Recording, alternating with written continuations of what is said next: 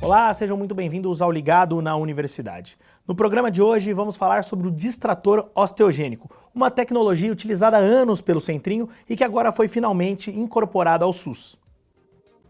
O Hospital de Reabilitação de Anomalias Crâniofaciais, o Centrinho da USP, realiza há cerca de 10 anos o uso do distrator osteogênico para a reabilitação de algumas condições, como é o caso da sequência de Pierre-Robin. Neste ano, a tecnologia foi finalmente incorporada pelo SUS, o Sistema Único de Saúde, e o hospital teve papel fundamental nessa conquista. E para falar mais sobre esse tema, estamos recebendo aqui hoje o professor Cristiano Tonello, que é chefe técnico da seção de cirurgia crâniofacial do Centrinho. Professor, primeiramente, muito obrigado por ter aceito o nosso convite e estar aqui conosco hoje. Obrigado, Vitor, pelo convite e pela oportunidade. Bom, professor, o que é o distrator osteogênico? O distrator osteogênico é um aparelho que nós usamos para alongar uma superfície óssea, né? Isso é amplamente utilizado dentro da odontologia para tentar você ganhar espaço quando nós temos uma maxila muito pequena, né? Mas em se tratando dos distratores osteogênicos, né, são aparelhos para que a gente possa especialmente oferecer para crianças que tenham grandes deficiências ósseas, né, seja da mandíbula ou da porção média da face, um crescimento dessas estruturas, que de outra forma nós não conseguiríamos. Qual que é o funcionamento? Qual que é a dinâmica de funcionamento dessa tecnologia, professor? Na verdade, ela é muito simples, né? É um aparelho que é colocado, nós precisamos fazer um corte, uma osteotomia no osso, por exemplo, a mandíbula, quando nós temos uma mandíbula muito pequena, se faz um corte nesse osso e pinos são colocados antes, né, num segmento e no outro, e num alongamento diário, normalmente de 0,5 a 1 milímetro por dia, nós conseguimos, afastando essa superfície óssea e se valendo do potencial de formação óssea que existe especialmente nas crianças, formar osso. Então, de uma estrutura pequena, eu consigo alargá-la, né, aumentá-la. Nós temos aqui um crânio, né, uma impressão 3D de um crânio de um paciente do Centrinho, o senhor estava me explicando. Tem uma chavinha aqui, doutor. Essa chavinha que faz esse ajuste diário? Isso, né? Isso aqui é uma impressão 3D realizada a partir da tomografia de um paciente nosso com diagnóstico de sequência de Robin, certo, que é uma condição bastante frequente que nós atendemos aqui no hospital e que tem como característica principal desconforto respiratório, problemas respiratórios e alimentares em função de uma mandíbula muito pequena. Então, naquelas situações em que o uso de cânulas nasofaríngeas, procedimentos não cirúrgicos, que são realizados aqui no hospital com bastante sucesso pela doutora Ilza, pela professora Isabel Cristina, quando essas crianças não melhoram com esses procedimentos não cirúrgicos, essa é uma alternativa, por exemplo, para pacientes com Robin que têm a mandíbula muito pequena.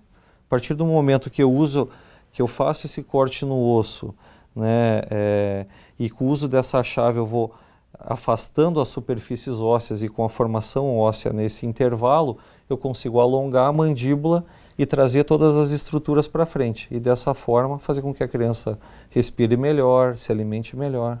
Isso é algo tão simples que a mãe pode fazer, os pais podem fazer esse ajuste diário? Sim, como é um procedimento de 20 a 30 dias, não há necessidade da criança ficar internada no hospital. Obviamente que nos primeiros dias, em função da recuperação pela própria cirurgia, a criança fica internada e nesse período nós vamos treinando a mãe, porque nada mais é do que um movimento de uma chave de fenda, né? Sempre no mesmo sentido que a mãe faz, a mãe ou o pai, né, ou algum cuidador dessa criança, de manhã e de noite. E nós vamos acompanhando essa evolução com intervalo de 5 a 7 dias para ver como é que está em retornos ambulatoriais. O senhor está falando bastante criança. Por que não o adulto, doutor? O adulto também nós podemos lançar a mão dessa técnica para o adulto quando a deficiência for muito grande. Certo. De estruturas ósseas da face. Mas, de maneira geral, no adulto nós podemos fazer um corte no osso, alongar, né, avançar e colocar uma placa e parafusos de titânio e já estabilizar esse movimento. Então, no adulto é possível sim, mas na criança isso não é possível, né? A cirurgia ortognática, esse corte, alongar, botar placas e fixar, porque essa criança está em crescimento, é um esqueleto em crescimento. Por isso o termo osteogênese, é a questão do crescimento do osso. Isso, formação óssea, que não é exclusivo da mandíbula. Ele foi descrito, a história é bastante interessante, né? Isso foi criado, foi difundido por um ortopedista russo, né, de sobrenome Lizarov, um indivíduo que achou uma alternativa de alongar ossos longos, especialmente das pernas, naqueles pacientes que tinham uma deficiência de um lado em relação ao outro. Sim. Então, se aplicou esse princípio de alongamento ósseo para os ossos longos das pernas, e logo em seguida isso foi visto pela comunidade científica que poderia ser aplicado em outras estruturas ósseas. Em 1995, um cirurgião craniofacial americano de Nova York, o Joseph McCarthy, aplicou isso numa mandíbula e a partir daí, então, passou-se a se desenvolver tanto para a mandíbula, que não é exclusivo na face, como para a porção média da face também. Naqueles pacientes, e aqui nós temos um grupo considerável de pacientes com grandes retrusões, com grandes achatamentos da porção média da face, nós podemos colocar nessa região também para alongar, a partir do mesmo princípio. Professor, o senhor falou da sequência de Robin. O que é a sequência de Robin para o pessoal entender? A sequência de Robin é uma tríade, né, em que a micrognatia, a mandíbula pequena, é o começo desse processo. Uma mandíbula muito pequena faz com que todas as estruturas da língua, da base da língua, fiquem muito para trás. Certo. Que nós chamamos de glossoptose, um retroposicionamento da língua. E isso, obviamente, estrangula o espaço aéreo, né, que nós temos. Então, a mandíbula acaba sendo, a mandíbula pequena, a micrognatia, a glossoptose leva ao desconforto respiratório, fechando aí essa sequência, antigamente chamada de síndrome. Fora a Robin, existem outros casos que o distrator pode ser aplicado? Muito. Duas situações principais, né? Em se tratando do segmento craniofacial. Todas as condições clínicas que cursam com mandíbulas muito pequenas, síndrome de Treacher-Collins, sequência de Robin, espectro óculo-aurículo vertebral, que é uma outra condição bastante comum, também chamada microsomia craniofacial, que são alterações, muitas das vezes só de um lado da mandíbula, essa é a principal, e outras alterações que cursam com grandes retrusões da porção média da face, que também é um grupo grande de síndromes aí chamadas de craniosinostoses sindrômicas, e que se valem também desse tratamento para aliviar desconforto respiratório, melhorar a harmonia facial. E, professor, o senhor estava me falando que o uso do distrator, ele evita procedimentos mais invasivos, no caso, que poderiam ser feitos para resolver essas questões. É isso mesmo? É isso mesmo. Obviamente que você, ao se deparar com esse aparelho, né, com pinos, na face de uma criança, ele não deixa de ser invasivo, sim, obviamente, mas quando nós falamos que ele evita procedimentos mais invasivos, nós estamos nos referindo à traqueostomia, por exemplo, né, que é uma condição em que com muita dificuldade, depois nós conseguimos tirar essa traqueostomia das crianças. É um procedimento, a traqueostomia é um procedimento válido, muitas vezes nós temos que lançar a mão da traqueostomia, mas é algo que gera muita preocupação para as mães, para os pais, porque é uma criança que não pode ir na piscina, que tem que ter muito cuidado, aspiração contínua, né? Então, podendo-se melhorar, atuar exatamente no sítio do problema, na causa do problema, certamente isso é melhor. Obviamente que se tenta, antes de uma distração, os procedimentos não cirúrgicos, né? Especialmente aqui no hospital, se tem grande experiência com o uso de cânulas nasofaríngea com a participação importante da enfermagem, né, nesse cuidado, a própria fonoaudióloga fazendo exercícios para que essa criança tenha controle melhor da motricidade oral, né, e a própria pediatria de uma maneira geral, né. Então, quando esses procedimentos não funcionam, então nós vamos recorrer à distração. Ok, professor, vamos fazer um breve intervalo. Ligado na Universidade, volta já já.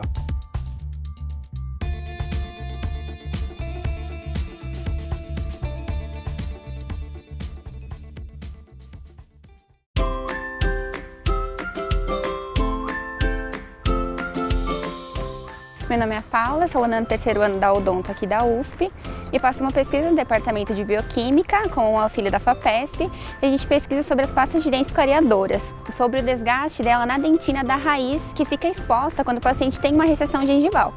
Então a gente viu as 5 marcas mais vendidas e fez uma comparação entre elas para que o paciente ele possa saber disso, o dentista saiba disso, repasse para o paciente, então o paciente não tenha uma perda da estrutura da raiz, desgaste maior da raiz, pelo fato dela estar exposta na boca. Além de ter a recessão gengival, ele vai acabar perdendo mais tecido dentário por não saber às vezes essa informação.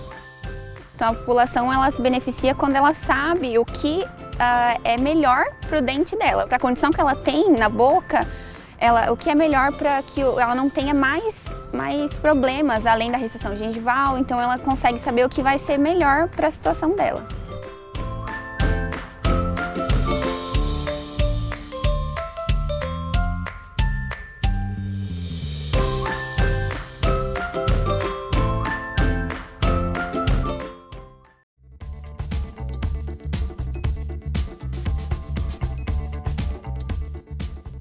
Estamos de volta com o Ligado na Universidade, hoje recebendo aqui o professor Cristiano Tonello, que é chefe técnico da seção de cirurgia crânio-facial do Centrinho. Professor, há quanto tempo que o hospital utiliza esse método da distração?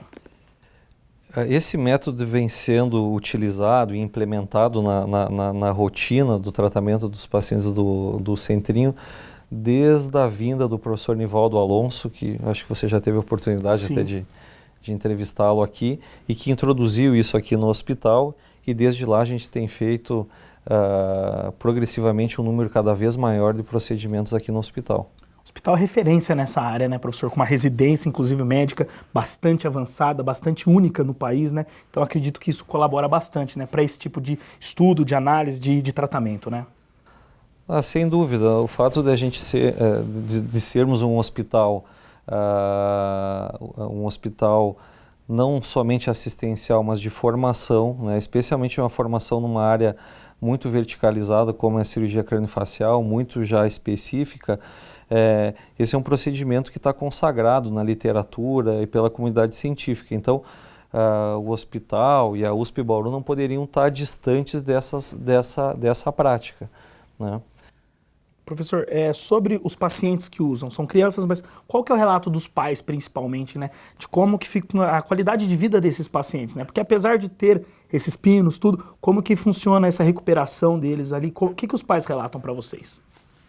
Os pais, num primeiro momento, hoje com muita frequência, os pais, até por isso é uma grande vantagem das mídias sociais, que os pais hoje com muita frequência já se conhecem, já se conversam e procuram saber sobre essas situações. Hoje mesmo nós tivemos uma criança de 2 anos que veio no ambulatório, hoje de manhã aqui no hospital, e que os pais já chegaram com essa pergunta pronta, né? Tem indicação de distração? Não tem? Né? Então isso é bom, porque os pais já estão já familiarizados com o procedimento, muito pela experiência contada e compartilhada de outros pais.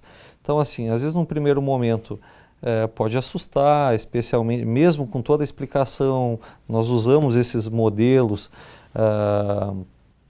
para explicar para os pacientes, para os pais, na sua maioria, né? Mas depois os relatos são muito favoráveis, porque passado o período de 2 a 3 meses com esse distrator e após a sua retirada, é uma criança que tem uma vida normal, né? Não está com uma traqueostomia, não está com uma gastrostomia, eventualmente para se alimentar, uma vez que nós atuamos, né, no sítio obstrutivo, no local que estava causando todo aquele problema respiratório ou alimentar. Professor, neste ano, enfim, o distrator foi incorporado na lista do SUS, né? O que significa isso para a população, professor?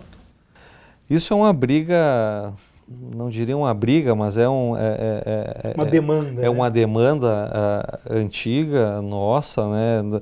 Nós temos pelo menos aqui um grupo de trabalho que iniciou tudo isso junto do Ministério da Saúde em 2013 e que isso foi se demorando, mas as demandas são cada vez mais frequentes, não só nossas, mas de outros centros também, né? E em 2018, após uma participação importante do Centrinho, até no relatório, na participação, isso é importante de se ressaltar, houve uma consulta pública a respeito do distrator, se ele era aberto tanto para opiniões técnicas, como para opinião de familiares e pacientes. Isso dentro do site do Ministério da Saúde. E majoritariamente todas as consultas, as pessoas que participaram foram profissionais formados aqui, ou que passaram aqui, e pacientes que tiveram alguma experiência com o Centrinho e com o distrator. Então, após tudo isso, foi aprovado em fevereiro a incorporação dos distratores com um prazo de 180 dias para essa implementação, que finalizou aí em julho e agosto, e nós estamos agora na expectativa de que isso seja realmente amplamente suportado pelo SUS. Isso significa então que os casos que têm indicação, eles vão receber gratuitamente o distrator? Sim, hoje eles já recebem no nosso hospital porque nós somos um hospital exclusivamente do SUS, né? Mas isso era pelo entendimento, como eu falei anteriormente, de que isso é uma prática atualizada, pelo compromisso do hospital e da universidade de estar na vanguarda, ou pelo menos acompanhando as evoluções, a Universidade de São Paulo, e pelo entendimento dos superintendentes, que começou com a professora Maria Aparecida, né, a professora Cidinha, nossa atual pró-reitora, o professor Carlos, né, o professor Sebastião, em algum momento também, dirigentes, superintendentes do hospital que entendiam isso como algo essencial para os nossos pacientes. Então isso era suportado pela universidade, pelo nosso campus aqui, né? Nós não tínhamos, ou não temos até esse momento, esse suporte do SUS, e que esperamos mudar aí, né, com essa política. Professor, nessa demanda, nessa luta toda para convencimento, o senhor participou diretamente desse processo, sim, né? Inclusive sim. Na comissão que trabalha ali com as novas tecnologias do SUS. Houve um trabalho para convencer outros setores, que não apenas os médicos, técnicos, sobre as vantagens do uso do distrator? Sim, porque toda vez que se incorpora uma nova tecnologia, e para isso existe uma comissão interministerial em Brasília, Ministério da Economia, Ministério da Ciência e Tecnologia, Ministério da Saúde, porque quando se trata de uma nova, seja um medicamento novo ou uma tecnologia a ser implementada, isso impacta em orçamento. Impacta em orçamento, impacta em... isso é realmente uma prática que a literatura suporta, que é relevante para o atendimento, né? Ou é só uma preferência de algum grupo de cirurgião? Não, na verdade, a ideia foi essa comissão, e o Centrinho participou ativamente, eu tive a possibilidade de ir lá, enfim, fazer parte dessa comissão, para mostrar, porque nós precisávamos mostrar isso não só para médicos, Sim. mas para uma comissão que tinha economistas, engenheiros. Olha, nós temos isso. Então por exemplo, esse protótipo aqui que eu trouxe aqui hoje, nós levamos lá para que essas pessoas pudessem ter um entendimento do que é, uma vez que não são da área, e obviamente o entendimento fica mais difícil. Ok, professor, vamos fazer outro breve intervalo. Ligado na Universidade, volta já já.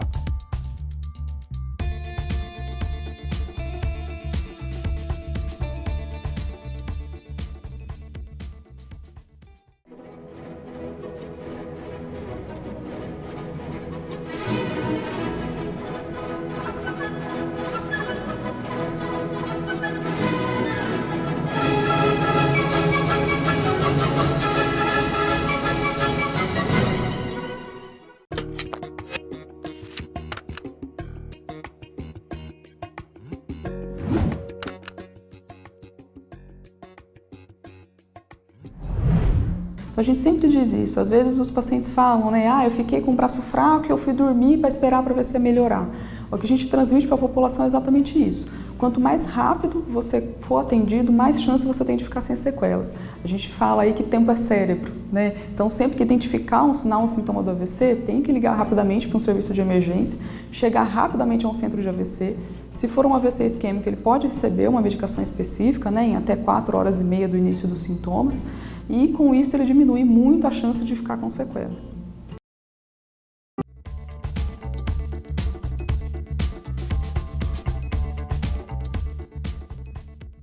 Estamos de volta com o Ligado na Universidade, hoje recebendo aqui o professor Cristiano Tonello, que é chefe técnico da seção de cirurgia crânio-facial do Centrinho. Professor, a incorporação do distrator pelo SUS também significa economia nos cofres da universidade, né? Sem dúvida, Vitor. Até o presente momento, a saúde suplementar autoriza, né, os convênios autorizavam esse procedimento a partir de uma justificativa que obviamente confirmasse a indicação desses aparelhos, mas era uma dificuldade muito grande no Sistema Único de Saúde, porque era uma tecnologia que não era incorporada, né? Agora, nós realizamos isso no Centrinho e ano passado foram realizados pelo menos 30 procedimentos desse tipo aqui, pelo entendimento que é a melhor forma de tratamento para alguns dos nossos pacientes e pelo caráter também de formação dos médicos residentes, dos profissionais que passam aqui e que buscam na USP Bauru uma formação de vanguarda, de fronteira, né, acompanhando aí o que tem de mais atual na literatura médica, né? Então, para nós, certamente, e obviamente para os cofres da universidade, é algo que impacta bastante. A gente olha aqui, né, um ferrinho, né, uma chavinha, parece que é algo barato, mas não é tão barato assim, né, professor? Se eu não me engano, ano passado, quase R$750 mil só no equipamento, professor? Só no equipamento, porque esses equipamentos, grande parte deles são importados, né, chegam no Brasil com um preço já cotado a partir do dólar ou do euro, e obviamente que isso eleva muito esses valores, né? Então, esse é um valor aproximado do que foi realizado no passado, mas que é algo que deve ser considerado, né? Toda vez que nós realizamos um procedimento definitivo como esse, né, que voltado especialmente para crianças, e aqui nós estamos falando de crianças muito pequenas, com menos de um ano, e que nós podemos proporcionar uma alternativa à traqueostomia, né, que é um procedimento que aparentemente parece muito barato, mas exige retornos regulares ao hospital, são pacientes que têm com frequência intercorrências clínicas em função da traqueostomia, né, a ausência do trabalho dos pais para acompanhar essas crianças, né, afora todo o cuidado e de se ter com uma criança dessas, que a todo momento tem que ter a sua traqueostomia, aspiração de secreção, um cuidado, o impacto social disso, né, a inserção dessa criança na escola, esse impacto, todos esses valores têm que entrar nesse pacote, né? Professor, essa conquista aí, essa atuação tão direta do Centrinho nessa conquista, mostra a importância do nosso hospital, justamente criando políticas públicas, professor? Eu não tenho dúvida de que essa e outras, isso não é só trabalho meu, isso certamente vem de anos, né, desde a criação do hospital há mais de 50 anos. Cabe a nós hoje, muito se conseguiu, eu acho, em função de uma presença muito marcante, uma habilidade muito grande que os que estão há mais tempo no hospital nos contam, do próprio tio Gastão, sim, das equipes e das pessoas que ele conseguia congregar, a própria FOB, né, a Faculdade de Odontologia de Bauru, que está entre as maiores universidades, os maiores cursos de odontologia do mundo, né, ranqueado, né, e os seus pesquisadores da mesma forma. Então, certamente isso mostra o compromisso, primeiro, que nós temos com apresentar para os nossos pacientes, oferecer para os nossos pacientes e para os nossos alunos o que tem de melhor, né? Então, eu não tenho dúvida que isso reforça a nossa posição, que muitas vezes, por momentos econômicos do país, do Estado, né, por alguns momentos, às vezes pode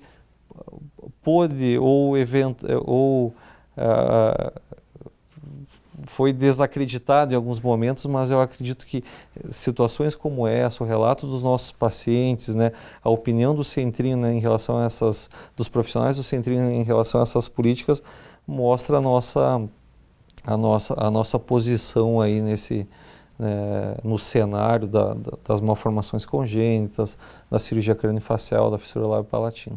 Quando se fala em política pública também mostra que o hospital não é só o tratamento em si do paciente que chega aqui, né, professor? É pesquisa, é estudo, é extensão, é tudo isso, né?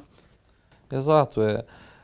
A partir nós temos um compromisso que não é só assistencial, nosso compromisso é acadêmico, é de uma instituição formadora. Então, essa associação, sem dúvida, é extremamente benéfica, porque nós estamos vendo na prática qual é a necessidade do paciente. Não é que nós estamos adotando aqui algo que, porque isso está aparecendo, está em evidência nos periódicos científicos, nos livros, ou é algo que está acontecendo nos Estados Unidos, na Alemanha, na Suíça. Não, é porque nós estamos de acordo, né, com aquilo que a academia se propõe, né? O Hospital de Reabilitação de Anomalias Craniofaciais é a Universidade de São Paulo. A Universidade de São Paulo é a maior universidade do Brasil e uma das maiores do mundo. Então, esse é o compromisso. Eu acho que não poderia ser diferente. Professor, para a gente finalizar, e para o senhor, como que é, professor, pessoalmente, fazer parte de uma conquista que muda um panorama de um tratamento, de uma reabilitação? Eu fico bastante feliz, porque, mais uma vez, né, além de a gente ver na prática, e isso é do meu ofício, do meu exercício diário, semanal, acompanhar esses pacientes. Agora mesmo, antes de vir para cá, eu encontrei um paciente que é muito querido para nós, que é o Daniel, um paciente com síndrome de Treacher-Collins, que fez um alongamento de mandíbula, uma distração osteogênica, e está sem a traqueostomia. Eu vi agora ele vindo para cá no estúdio. Então, para mim é muito satisfatório ver que tá na ponta ali, no front, junto com os pacientes, operando esses pacientes, acompanhando, e poder fazer parte dessas políticas e ver que isso vai nos dar certamente aí a possibilidade de, se não atender mais pacientes, mas pelo menos com uma maior facilidade, sem onerar tanto a universidade, que esses recursos possam ser direcionados num outro sentido, né? Professor, queria parabenizar o senhor pelo trabalho. Obrigado. Agradecer mais uma vez sua participação conosco. Obrigado, agradeço a oportunidade mais uma vez de estar aqui e explicar um pouquinho sobre os distratores. Obrigado, professor. Obrigado. O Ligado na Universidade de hoje fica por aqui. Esperamos que tenham gostado e até a nossa próxima edição.